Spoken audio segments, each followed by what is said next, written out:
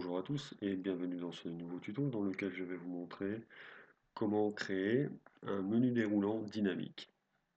Alors on a vu le menu déroulant évolutif tout à l'heure, maintenant je vais vous montrer le menu déroulant dynamique, donc qui est incrémenté directement par rapport à la valeur d'un autre menu déroulant.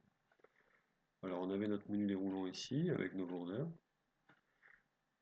et on a ici un autre menu déroulant. Si je clique ici, on voit qu'il n'y a rien qui se passe, tout simplement parce que je n'ai pas sélectionné de vendeur. Si je prends le vendeur numéro 1, ici j'aurai la liste qui correspond aux sommes dans le tableau ici, vendeur numéro 1. Je choisis somme, voilà.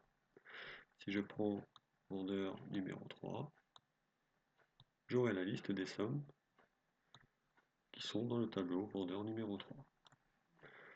Alors comment on a fait ça? C'est très simple.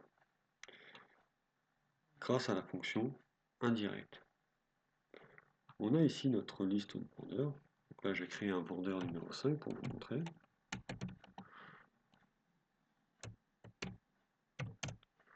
Voilà. Alors on voit que j'ai mis un petit underscore entre vendeur et 5, tout simplement pourquoi?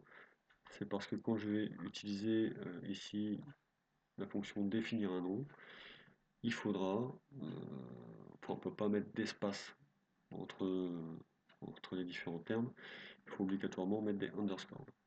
Donc on aura besoin d'avoir les mêmes valeurs ici, donc j'utilise la fonction underscore. Donc là, je crée mon tableau, vendeur underscore 5, et je vais mettre des montants. On va partir sur 580, 590 et 600. Donc, je mets ici, insertion tableau, avec en tête, je supprime mon filtre, je centre un peu tout ça, format monétaire, et j'ai mon tableau vendeur numéro 5. Alors,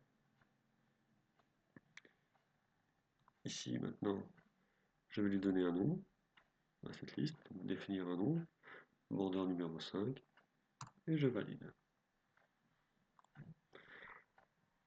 Donc, comme ce menu déroulant était associé à notre liste de vendeurs, qui est ici, et que mon vendeur numéro 5 correspond à une liste aussi qui s'appelle vendeur numéro 5, voilà. On va voir ici que quand je vais choisir vendeur numéro 5, j'aurai les montants ici de ma liste qui correspond au vendeur numéro 5. Alors comment j'ai fait? J'ai été ici, donc créer un menu déroulant, données, validation de données, et là j'ai mis égal, indirect, C1. À partir de là, il va me chercher C1, donc vendeur numéro 5, donc pour lui ça correspond à une liste prédéfinie, qui est ici, hein. Voilà, vendeur numéro 5, ça correspond à cette liste-là, qui elle peut être évolutive, puisqu'on a fait une insertion de tableau. Et donc, il va me chercher cette liste-là, tout simplement.